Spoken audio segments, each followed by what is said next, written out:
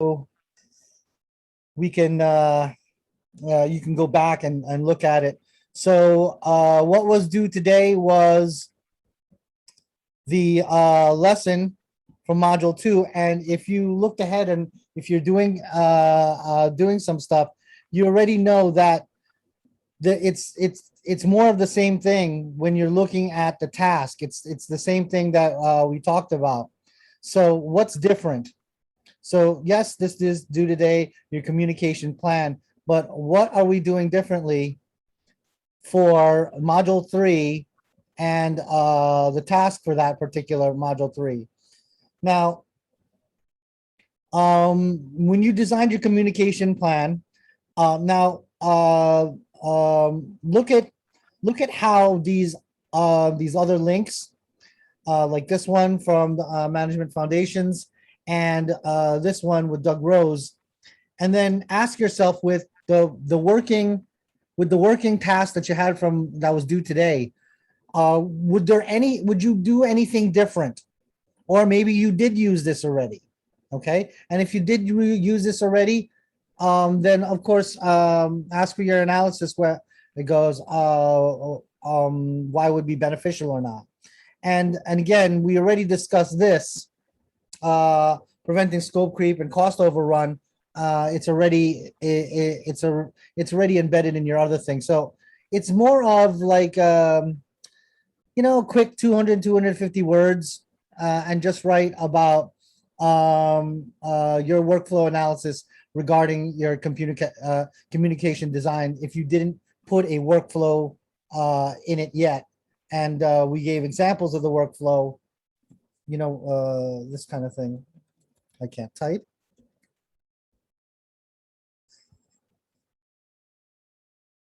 Okay, so it's just a little blurb, more like a quick summary of pretty much what you did and what you submitted today. So this is easy peasy, and it's more of looking at these other things. Now, what's really due, of course, the discussion. And discussion also, again, very straightforward. Now, the other thing about this is, because we're talking about systems, and many systems are becoming more automated and becoming quote unquote smart. So AI, and I want you to focus on, of course, this TED Talk, but when you think about basic computer languages, they always have the saying that garbage in equals garbage out.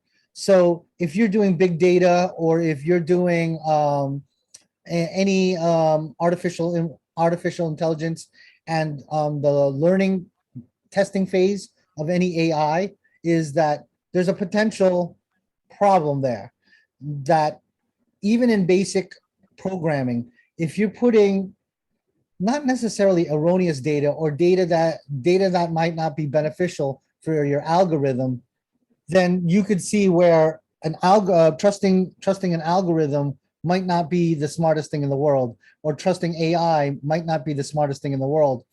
And one example comes to mind. If you guys ever watched, there's this, I forgot what commercial is it for, but there's this elderly couple. They're in this car, a late model. I think it has to be like a Cadillac or something like that. And the husband is driving, and he's listening to the GPS intently. And the GPS is saying, go straight for 2 miles. Meanwhile, the wife is saying, honey, are you sure? Is this what you want to do? I don't think we should be listening to the GPS. And the whole entire time, the guy is saying, well, it's telling me, go straight 2 miles, go straight 2 miles.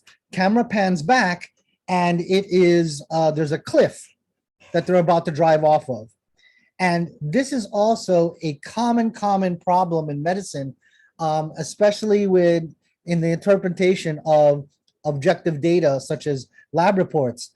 So that's why many times we usually have to double up the lab reports just to be sure, because if your lab is wrong, let's say, for example, my patient, labs tell me my patient has anemia. So I'm going to be giving my patient medication and management for anemia, which if my patient doesn't have anemia, I'm going to give my patient problems. Another classic example is in pharmacology, anti-seizure medication given to a patient who doesn't have seizure disorder or the diagnosis is wrong, they're going to get seizures. If you have cardiac meds to somebody who has a normal heart, they're going to have cardiac problems. So that's an issue with AI, with modernization, and with algorithms.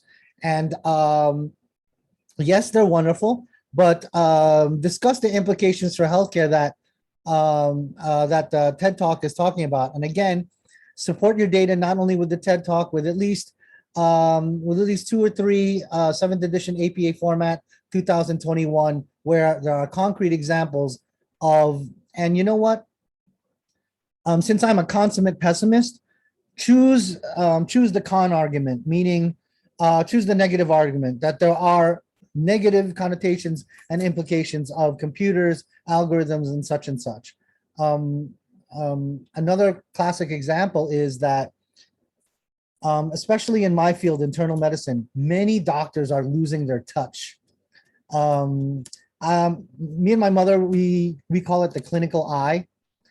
A lot of new doctors will just do test after test after test, and whatever comes up negative, that's how they manage our patient. During my generation, and definitely during my mother's generation, I only graduated in 1998. My mother graduated in 1968. And we were taught that a good doctor should be able to diagnose and manage a patient with minimal laboratories. Even dare to say that I had a mentor who used to tell me that history taking is 80% of your diagnosis, which in my professional opinion, it's true.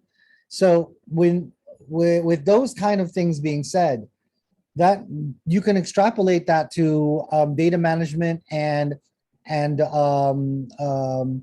structural management design, that if your original data or your original database that you're pulling all your information from, and especially your algorithms are not set to certain specifications, then it could be spitting out very, very false information. And then you'll be doing management on irreliable data, and you could be driving yourself off the cliff. Most of my CEOs were numbers people, and but they were also commonsensical people. So if the numbers are telling me one thing and my observations are telling me another, it's telling me one of them is wrong, and I have to investigate both. So that's one of the things about the modernization of the new world and things of that matter. And do either of you have any hobbies of working on cars? And does any of you guys work on cars or know anything about cars? No? No, well, I was a chemist guy, so I like taking things apart. When I was a kid, I used to take apart my moped, my bicycle, eventually my motorcycle, and my car. Nowadays, cars are so complex and have very complex computer systems that right now my Odyssey won't start up. I am very afraid to look underneath the hood and to do stuff, because there are things in there that there are systems where maybe you guys heard of this. Have you guys heard of the term black box system? Yes.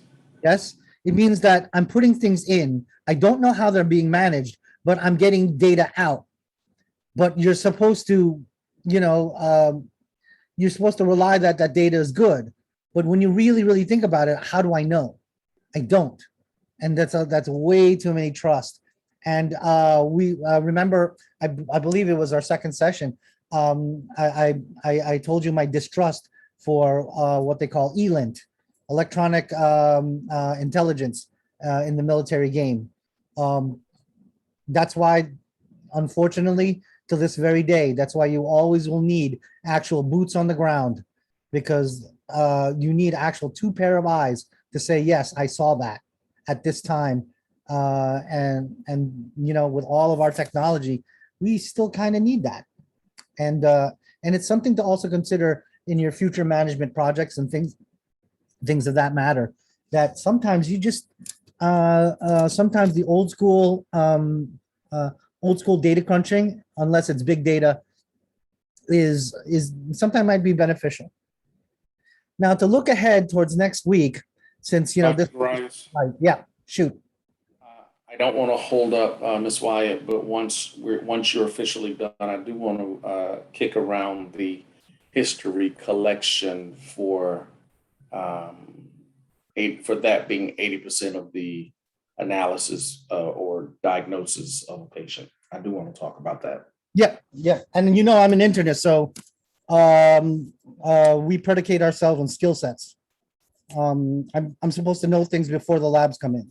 And yeah, well, you and I could talk more about that and the philosophies that I was trained on, and a lot of it's old school.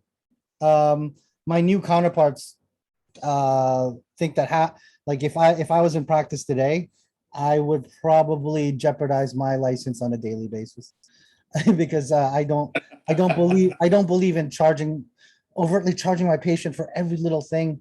Why take multiple serial ultrasounds and CT scans if I already know what's going on? But again, will the insurance company pay if I don't? Will they get a pre-certification to their specialist if I don't?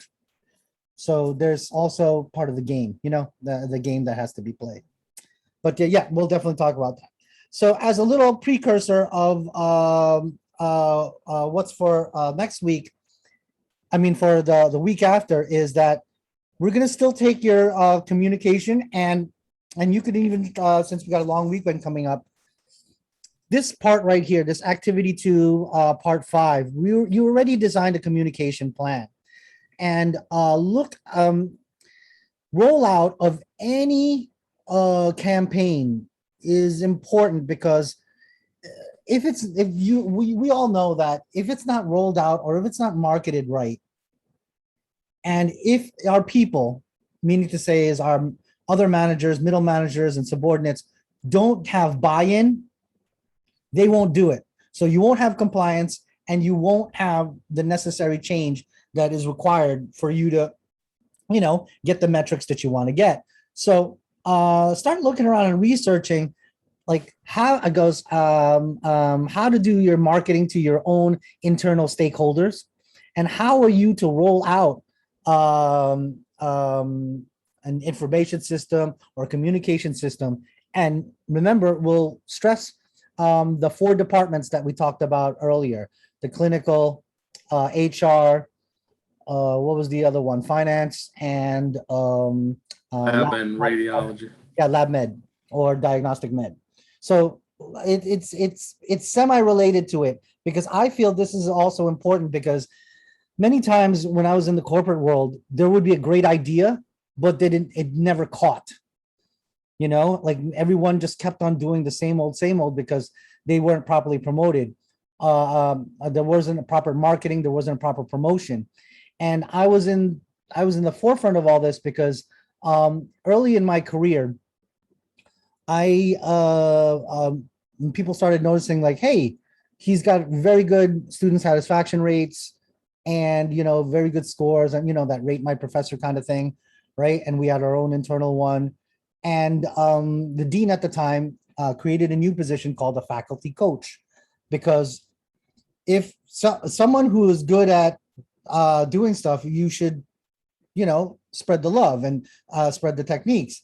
And my first 6 months were awful, because first of all, I was in my 30s, and if you have tenured faculty in their 60s, how are they? Do you honestly think they're going to listen to me, right? Especially someone who is a higher position of me, like a dean. You think they're honestly really going to listen and really going to roll out? So taking those things in consideration on how you market, how do you market a campaign, especially regarding communications, especially if and we talked about this before, especially if the culture is so intractable. You know what I'm saying? Like, no, I think this old way is better. And you guys know that change is one of the hardest things to manipulate in management. And I shared with you guys my experiences on a parachute team. It's just, the parachute team already drank the Kool-Aid, and we already know what needs to be done. But coming into a whole room of naysayers, of people who already don't want what you're selling, that was a rough thing. And isn't that the crux of management? Getting people to do what you want them to do, not what they want to do. You guys, those of you who've been through an MBA program, have tons of those tricks of the trade, and you can apply them that here. So before we move on, that's all we have. That's all I got for you for this week. Does anyone have any questions on what is due, or what is due today, or what is due for next week? Nope. I don't have any questions. Well, we're good. Okay. With that being said, Ms. Wyatt, you could log off unless you want to hear me spout about my theories on clinical management and clinical medicine. I'll jump off. Those are the words of a good administrator. Nah. I don't need to hear that. You. All right, Ms. Wyatt, have a great weekend. See you when I see you. You too. All right. Bye. All right, Mr. McDaniels, what concept did you want to bat around?